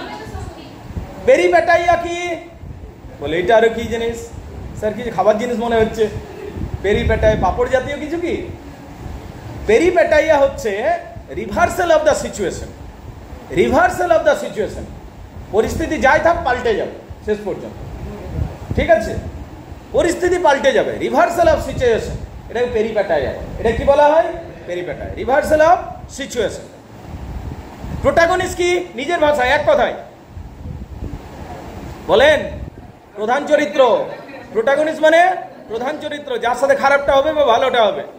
অ্যান্টাগনিস্ট মানে কি? প্রধান প্রতিদ্বন্দ্বী, ওর প্রতিদ্বন্দ্বী, বুঝতে পারলে? অ্যান্টাগনিস্ট। প্রোটাগনিস্ট মানে কি? প্রধান চরিত্র। অ্যান্টাগনিস্ট মানে কি? প্রধান বিরোধী। মেজর ক্যারেক্টার মানে প্রধান চরিত্র। মাইনর ক্যারেক্টার মানে ছোট ছোট চরিত্র। বল, বুঝতে পারলে কিনা? হ্যাঁ না? ফ্ল্যাট ক্যারেক্টার কি বল? বল স্যার, যে ফ্ল্যাটে থাকে তাকে ফ্ল্যাট ক্যারেক্টার বল, নাকি? আর রাউন্ড ক্যারেক্টার কি বল? যে স্যার চাকাতে ঘুরে তাকে রাউন্ড ক্যারেক্টার বলছি। ফ্ল্যাট ক্যারেক্টার হচ্ছে অমনি নয় ম্যাডাম, ঠিক আছে? ফ্ল্যাট ক্যারেক্টার হচ্ছে, মজা করে বললাম, সিরিয়াসলি নাও না। ফ্ল্যাট ক্যারেক্টার হচ্ছে নাটকের শুরু থেকে শেষ পর্যন্ত একই থাকবে চরিত্রটা, ভিলেন তো ভিলেন আর ভালো তো ভালো, এইটাকে বলবো ফ্ল্যাট ক্যারেক্টার, বুঝতে পারলি? একটা নাটক শুরু হয়েছে, প্রথমেই আমি ভিলেন পেয়ে গেলাম বা প্রথমেই ভালো পেয়ে গেলাম আর শেষ পর্যন্ত অমনিয়ে থাকবে, সেটা হলো ফ্ল্যাট ক্যারেক্টার। যেমন একটা মুভি বার হয়েছে, ধর বজরঙ্গি ভাইজান, সলমান খান আছে, প্রথম থেকে ভালো শেষ পর্যন্ত ভালো, আছে কিনা? Flat character, right? এটা কি মুভি দেখেছিস রিসেন্টলি বল? শেরশাহ দেখলি? আমার দেখা হলো না, কেমন করেছে মুভিটা? যাই হোক, হোয়াটএভার, যাই হোক, একটা মুভি আছে বা একটা মুভি আর ড্রামা একই জিনিস। আজকের দিনে মুভি, আগেকার দিনে ড্রামা, ঠিক আছে? প্রথম থেকে শেষ পর্যন্ত ভালো হতে পারে, খারাপও হতে পারে। যদি একই রয়ে যায় তাহলে ওই হলো ফ্ল্যাট ক্যারেক্টার। আর যদি পাল্টে যায় মাঝখানে, প্রথমে এক ছিল শেষে অন্য হয়ে গেল, তাহলে রাউন্ড ক্যারেক্টার। ম্যাকবেথ বলো তো রাউন্ড ক্যারেক্টার না ফ্ল্যাট ক্যারেক্টার? রাউন্ড ক্যারেক্টার, প্রথমে ভালো ছিল আর শেষে হয়ে গেল ভিলেন, তাই না? এডওয়ার্ড দ্য সেকেন্ড বলে আরেকটা নাটক আছে ক্রিস্টোফার মার্লোর, ওখানে যে রানীটা রয়েছে রানীটাও পাল্টে যাচ্ছে। প্রথমে ভালো ছিল, ইজাবেলা, কুইন ইজাবেলা নাম, প্রথমে বিরাটই ভালো আর শেষের দিকে ভিলেন হয়ে যাচ্ছে। তার মানে হচ্ছে রাউন্ড ক্যারেক্টার। ফ্ল্যাট ক্যারেক্টার একই থাকবে, ভালো তো ভালো, খারাপটা খারাপ, কিন্তু রাউন্ড ক্যারেক্টার কি হবে? ভালোটা খারাপ আবার খারাপটা ভালো, এই জিনিসটা রাউন্ড হচ্ছে তার মানে, আর নাহলে ফ্ল্যাট রয়ে যাচ্ছে। বলে বুঝতে পারলে কিনা ম্যাডাম, বুঝতে পারছো? আচ্ছা, পোয়েটিক জাস্টিস কি? শোন, পোয়েটিক জাস্টিস, তুমি একটা গল্প লিখছো ম্যাডাম, মাই ডিয়ার ম্যাডাম, তুমি গল্প লিখছো, যখন গল্প লিখছো তুমি গল্প যা লিখলে তুমি শেষটা কেমন করবে? ভালোর সাথে ভালো করবে কিনা, আর খারাপের সাথে খারাপ করাবে? গল্পটাতে খারাপের সাথে খারাপই তো করাবে না, ভালোটাই মরাবে? ঠিক আছে না, এটাই হচ্ছে ব্যাপার, ভালোর সাথে ভালোই হবে আর খারাপের সাথে খারাপই হবে শেষ পর্যন্ত। এটাকে বলে পোয়েটিক জাস্টিস। এটা কি বলা হয়? কোনো নাটকে বা কোনো গল্পে এটা যদি না থাকে তখন বলতে হবে ওখানে পোয়েটিক জাস্টিস নেই, এইটা বলতে হবে, মানে পোয়েট জাস্টিস করলো না ক্যারেক্টারটার সাথে। বুঝতে পারলি? ফিদা বলে একটা মুভি আছে, ওখানে যে হিরোটা আছে, রাইট, শেষে ভালো হিরো, সবই ভালো, শেষে বিনা দোষে সাফার করে যাচ্ছে, কোনো দোষ নেই নিজের। কোথায় পোয়েটিক জাস্টিস হলো? পোয়েটিক জাস্টিস তো হলোই না। দোষ আছে রে ভাই, নিজে দোষ করছে ট্র্যাজেডিতে, এলিজাবেথে, আর ইয়েগুলো তোমার গ্রিকগুলো তো ভাগ্য নির্ভর। পোয়েটিক জাস্টিস হচ্ছে ভালোর সাথে ভালো হবে, খারাপের সাথে খারাপ হবে, এটাকে পোয়েটিক জাস্টিস বলা হয়। এটা কি বলা হয়? Poetic justice. আরে আরও অনেক কিছু ছিল যে, কিন্তু তোদের ক্লাসও আছে, আজকে তাড়াতাড়ি ঝাড়ছি কারণ তোদের কলেজ আছে। একটা কথা মনে রাখবি, আচ্ছা, অ্যারিস্টটলের মত অনুযায়ী 5টা কম্পোনেন্ট পার্ট থাকতে হবে। একটা অ্যারিস্টটলের মত অনুযায়ী 5টা কম্পোনেন্ট পার্ট থাকতে হবে একটা ট্র্যাজেডির মধ্যে। কি কি? Plot, character, diction, reasoning, spectacle, lyrical poetry. কি কি? Plot, character, diction, reasoning, spectacle, lyrical poetry. মানে গল্প থাকতে হবে, একটা ভালো চরিত্র থাকতে হবে। ডিকশন, ডিকশন মানে কি জানিস? খুব সুন্দর। ডিকশন মানে মানে কিভাবে তুই প্রকাশ করছিস জিনিসটা। মানে ধর আমি বললাম তুমি এসো, আমি বললাম তুমি লিখো, আবার তুমি এটা লিখো, এই যে এক্সপ্রেশন দিয়ে তুই বলছিস, এটা ডিকশন। মানে আপ ডাউন করে বলছিস, ফেসিয়াল এক্সপ্রেশন ইউজ করছিস, this is diction, this is diction. বলছে একটা ভালো নাটকে এগুলো থাকতে হবে, এই কম্পোনেন্ট পার্টগুলো থাকতে হবে। বুঝতে পারলি কিনা? গল্প থাকতে হবে, ওটাকে প্লট বলছে। ওটা কি বলছে? প্লট। ক্যারেক্টার থাকতে হবে, কি থাকতে হবে? ক্যারেক্টার, চরিত্র থাকতে হবে। ডিকশন থাকতে হবে, মানে কিভাবে তুই এক্সপ্রেস করছিস। ঠিক আছে, রোমান্টিক জিনিসকে রোমান্টিক ভাবে বল, ঠিক আছে, দুঃখের জিনিসকে দুঃখের ভাবে বল, তাই না? এরকম ভাবে বলতে হবে। রিজনিং, একটা লজিক্যালিটি থাকবে, যৌক্তিকতা থাকবে নাটকের মধ্যে। স্পেকটেকলস মানে সাজসজ্জা, স্পেকটেকলস মানে সাজসজ্জা। আর লিরিক্যাল পোয়েট্রি মানে একটা গান জাতীয় জিনিস থাকবে, কবিতা, গান, লিরিক্যাল পোয়েট্রি। বলিউড মুভি ধর না, একটা গল্প থাকবে, একটা হিরো থাকবে, একটা শাহরুখ খানের মতো ফেসিয়াল এক্সপ্রেশন হবে, রাইট, এবং কি রিজনিং, যুক্তি থাকবে। মানে যে ধর 1000 জনের সাথে লড়ছে, সে বিড়াল দেখে ভয় পাবে না, দৌড়ে পালার বিড়াল দেখে, অমনি হবে না, একটা লজিক্যালিটি থাকবে। হ্যাঁ, 6টা, 5টা বলে ফেললাম। ও 6টা component part, plot, character, diction, reasoning, spectacle, lyrical poetry. কটা থাকবে? 6টা। আমি 5টা বলে ফেলেছিলাম বাই মিস্টেক। 6টা কম্পোনেন্ট পার্ট থাকবে। ক্লিয়ার না? ক্লিয়ার নয়? প্রশ্ন আসবে এইগুলোর মধ্যে, 6টা কম্পোনেন্ট পার্টের মধ্যে কোনটা সব থেকে বেশি ইম্পর্টেন্ট? প্লট। প্লট ছাড়া কি মুভি দেখবি তুই? প্লট ছাড়া কি নাটক দেবে? গল্প চাই তো। তুমি যত হিরো হিরোইন নাও, গল্প চাই কিনা? তাহলে আসল কোনটা? প্লট। আর সবচেয়ে কম গুরুত্বপূর্ণ কোনটা? না রে, ইয়েটাকে বলে ওই স্পেকটেকলটাকে, সাজসজ্জাটাকে, সাজসজ্জাটাকে। আরেকটা চল বলে দিই, ব্যাস এটা করে কমপ্লিট করে দিচ্ছি, কেননা আরও আমার 1 ঘন্টা টানবার ছিল আজকে, বাট কিছু করবার নেই, তোদের কলেজ আছে আজকে ফার্স্ট ডে, সেই জন্য বিশেষ করে তাড়াতাড়ি যা। ড্রামা পড়বার জন্য হয়। ড্রামা কিসের জন্য হয়? পড়বার জন্য। আর নাটক পারফরমেন্সের জন্য। ড্রামা এবং প্লে দুটোই তো নাটক, ড্রামা মানেও নাটক, প্লে মানেও নাটক। Drama is intended for reading, play is intended for performance. বুঝতে পারলে? পিপি মনে রাখবে, play performance, drama for reading. Clear না? ক্লিয়ার নয়? তো এইগুলো কয়েকটা জিনিস মাথায় রাখতে হবে। আচ্ছা, রিভেঞ্জ ট্র্যাজেডি কি? যে ট্র্যাজেডির মধ্যে রিভেঞ্জ, রিভেঞ্জ মানে কি? প্রতিশোধ। যে ট্র্যাজেডির মধ্যে প্রতিশোধ থাকে সেটা রিভেঞ্জ ট্র্যাজেডি। ট্র্যাজি কমেডি কি? যে যে শোন, ট্র্যাজি কমেডিস, ওটা কমেডি শেষ করতে, কিন্তু মাঝে বিরাট এই দুঃখ থাকবে। যেমন কবির সিং মুভিটা দেখেছিস? কবির সিং মুভিটা রে বিশাল দুঃখ মাঝখানটাতে, দেবদাস হয়ে যাচ্ছে, মডার্ন যুগের দেবদাস, কিন্তু শেষে হ্যাপি এন্ডিং হচ্ছে। দ্য ট্র্যাজি কমেডি বটে। বুঝতে পারলি কি না? You get it? Right. Melodrama কি? এক ধরনের নাটক যেখানে বিরাট হইচই, লাভ ঝাঁপ, স্টেজে ফটকা ফুটিয়ে দেবে, ঘোড়া উঠিয়ে দেবে, মারপিট শুরু করে দেবে, ওটা মেলোড্রামা বলছে। ওটা কি বলবে? মেলোড্রামা। আচ্ছা, পোয়েটিক ড্রামা কি? এমন এক ধরনের কবিতা, এমন এক ধরনের নাটক যেখানে পুরো কবিতার মধ্যে মধ্যে সব কিছু না, চিত্রাঙ্গদা রবীন্দ্রনাথ ঠাকুরের, তাই না? পুরোটাই কবিতার মধ্যে, নাটকটা পুরোটাই কবিতার মধ্যে আসবে। রোমান্টিক কমেডি কি? কমন সেন্স থেকে বলো তুমি। রোমান্টিক কমেডি কি ম্যাডাম? ইন গ্রিন ড্রেস বলো। বল স্যার রোমান্স থাকবে, এটা আপনি বুঝতে পারছেন না, ঠিক আছে। স্যাটাইরিক কমেডি কি? এই বল রে সন্দীপ। ব্যঙ্গ করা হবে, স্যাটায়ার মানে ব্যঙ্গ, আমাদের ব্যঙ্গ করা হবে। কমেডি অফ ম্যানার কি? এক ধরনের কমেডি যেটা সমাজের উঁচু শ্রেণীর মানুষের জন্য লেখা হতো এবং তাদের রীতি নীতি ম্যানারিজমগুলো দেখানো হবে, সেটা হচ্ছে comedy of manner. Comedy of manner. Sentimental comedy কি? তো সেন্টিমেন্ট আছে, তোকে একটা কথা বলে চ্যাট করে লেগে যাবে। তো সেন্টিমেন্ট আছে না অনেক। সেন্টিমেন্ট মানে কি?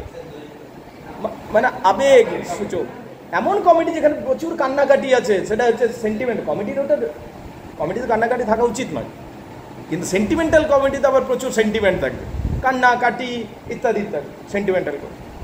অ্যান্টি সেন্টিমেন্টাল কমেডি কি? কান্নাকাটি থাকবে না, অ্যান্টি বলছি আমি, প্রচুর হাসি ঠাট্টা থাকবে, অ্যান্টি সেন্টিমেন্টাল। আর ফার্স কি? প্রচুর মিনিংলেস হাসাহাসি, ওটা ফার্স। তো এরকম করে অনেক কিছু আছে, একসাথে মাথায় থাকবে না বিষয়গুলো, জাস্ট একটু টাচ করে করে গেলাম, এগুলো ভেঙে ভেঙে ভেঙে ভেঙে বোঝাতে হবে। বুঝতে পারলি কিনা? So up to this today গ্রুপে এই যে স্টাডি ম্যাটেরিয়ালসগুলো আছে একটু দিয়ে দাও কেউ, আমি দিয়ে দিচ্ছি না, ঠিক আছে? So up to this today আজকে এই পর্যন্ত থাকলো। Thank you very much indeed guys. Alright, next দিন করছি আমরা। আচ্ছা, নেমেসিস মানে কি? ভাগ্য। নেমেসিস মানে ভাগ্য। নেমেসিস মানে ভাগ্য। আরে নেমেসিস মানে কি? ভাগ্য। খেয়াল রাখবে। আচ্ছা, যাওয়ার আগে তোমাদের একটা জায়গা আমি বলে নিয়ে আটকে গেলাম, ওই জায়গাটা একটু বলে দিই। সে বললাম টায়ার সিসের গল্পটা, সিধি পাশে এসেছিল লোকটা, এটা একটু গল্পটা আছে অদ্ভুতই বটে, কিন্তু বলতে হবে কেননা আগের কোর্সেও ছিল, ঠিক আছে? শোন এই গাইজ, টায়ার সিসের গল্পটা একটু অ্যাডাল্ট কন্টেন্ট আছে। হ্যাঁ, ব্যাপারটা হচ্ছে গ্রিক মিথোলজি যদি পড়িস কিছু দেবদেবী পাবি, তার মধ্যে একজন হচ্ছে জিউস, দেবতাদের রাজা। ওর একটা ওয়াইফ আছে, নাম হচ্ছে হেরা। জিউসের স্ত্রীর নাম কি ম্যাডাম? হেরা। গ্রিক মিথোলজিটা একটু বলে দিচ্ছি। জিউস হলো দেবতাদের রাজা। দেবতাদের রাজা নাম কি? জিউস। ওরা তিন ভাই, জিউস, পোসাইডন আর Hades.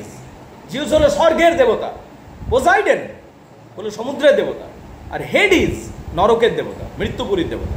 Zeus, Poseidon, Hades. Hades. এবার জিউসের যে স্ত্রী তার নাম হচ্ছে হেরা, কিন্তু জিউস নিজের বোনকে বিয়ে করেছে, বুঝতে পারলি? ও বোনও বটে। তো হেরা যে সিস্টার কাম ওয়াইফ, বুঝতে পারলি কিনা? জিউস। এবার জিউসের স্ত্রী ছিল, কিন্তু জিউসের প্রচুর গার্লফ্রেন্ড, বুঝতে পারলি? মানে ওই রকম দেবতা ছিল জিউস, ঠিক আছে? তো ওর গার্লফ্রেন্ডগুলোর মধ্যে একজনের নাম হচ্ছে ইউরোপা, একজনের নাম হচ্ছে সেমেলি, একজনের নাম হচ্ছে লিটো, এমনি করে করে সব অনেকগুলো নাম আছে, বুঝতে পারলি? তো জিউসের কর্মকাণ্ড বিশাল, তো এখন ছেড়ে দিচ্ছে আপাতত। তো সেই দিন জিউস আর হেরা গল্প করছে খোঁজ মেজাজ, and they are having a discussion. তারা ডিসকাশন করছিল যে হু এনজয়স সেক্স মোর, কারা বেশি এনজয় করে, বয়েজ ওর গার্লস। এইটা যখন জিজ্ঞেস করলো, হেরা বলল যে বয়েজ, ছেলেরা, কিন্তু জিউস বললো না, এটা মেয়েরা। বললো তাহলে এটা উপায় কি, কাকে জিজ্ঞেস করবো, এটার উত্তরটা কে বলতে পারবে? তো বললো পৃথিবীতে একটা লোক আছে, নাম হচ্ছে টায়ারসিয়াস। টায়ারসিয়াস লোকটাকে ডাক। বললে ও কি করে বলতে পারবে? বলছে ও কারণ ওই টায়ারসিয়াস লোকটা একটা সময় ছেলেও ছিল, একটা সময় মেয়েও ছিল। বলে হ্যাঁ, ছেলেও ছিল মেয়েও ছিল টায়ারসিয়াস। বলছে হ্যাঁ, কী করে হয়েছিল সেই গল্পটা বল। বলছে টায়ারসিয়াস একদিন জঙ্গল দিয়ে যাচ্ছিল ছেলে হিসাবে, নিয়ে দেখলো দুটো সাপ দে আর হ্যাভিং সেক্স, এবং টায়ারসিয়াস তাদেরকে একটা লাঠি নিল, আলাদা আলাদা করছিল, রাইট। এইবারে ওই সাপগুলো আবার কমন সাপ ছিল না, সাধারণ সাপ ছিল না, দে ওয়ে নাগিন, বুঝতে পারলি? তো তারা অভিশাপ দিয়ে দিল যে তুই আমার দিকে বিরক্ত করলি, যা তোর জিন্ডার চেঞ্জ করে দেবো। তো ওকে পাল্টে দিয়েছিল, ছেলেটাকে মেয়ে বানিয়ে দিয়েছিল। তাহলে টায়ারসিয়াস আর পুরুষ থাকলো না, হঠাৎ করে মেয়ে হয়ে গেল। এবার ও তার ঘর যাচ্ছে, তো ঘরে ওকে ঢুকতেই দিল না, তুমি কোথাকার কে বটো, ও তো পাল্টেই তো গেল। তখন ও মেয়ে হিসাবে একটা লোককে বিয়ে করলো, নিয়ে ওর সাথে থাকতে শুরু করলো, ওর সাথে সংসার করলো বহুদিন। তারপরে একদিন ও জল আনতে গেছে টায়ারসিয়াস মেয়ে হয়ে, তখন আবার সাপগুলোকে দেখেছে জঙ্গলে, আবার কাঠি নিয়ে এমনি করতে শুরু করেছে, ঠিক আছে? তখন সাপগুলো আবার উঠে গেল, বলে চল তোর জেন্ডার আবার একবার চেঞ্জ করে দিচ্ছি। তা টায়ারসিয়াস জেন্ডার আরেকবার চেঞ্জ করে দিল, টায়ারসিয়াস আবার ছেলে হয়ে গেল, বুঝতে পারলি? তো এই যে টায়ারসিয়াস দেন হ্যাভ সেক্স, তো ওই লোকটা জানতো যে হু এনজয়েজ মোর। এবার জিউস আর হেরা চলে এসেছে টায়ারসিয়াসের কাছে, আস্তে জিউস আরে সাবধানে সাবধানে, বুঝতে পারলি? তো ঘরে চিনতে পারবে না, ঠিক আছে? সন্দীপ থেকে সম্বিতা হয়ে যাবে, দেখবি কোন দিকে, রাইট? ওকে, সঙ্গীতা হয়ে গেলে মুশকিল, রাইট? ফাইন, শোন। তো জিউস আর হেরা উপস্থিত। এবার জিউস এবং হেরা জিজ্ঞেস করল টায়ারসিয়াসকে হু এনজয় সেক্স মোর, এটা বলে দাও। তখন হেরা কি বলছে, কি বলছে টায়ারসিয়াস? বলছে গার্লস, এই কথাটা বলে দিয়েছে। এই কথাটা, এই উত্তরটা শুনে হেরা ওকে এক চড় মেরে দিয়েছে। কাকে একটা চড়? টায়ারসিয়াস। বলছে তুমি ছেলে হয়ে ছেলের পক্ষ নিলে, রাইট?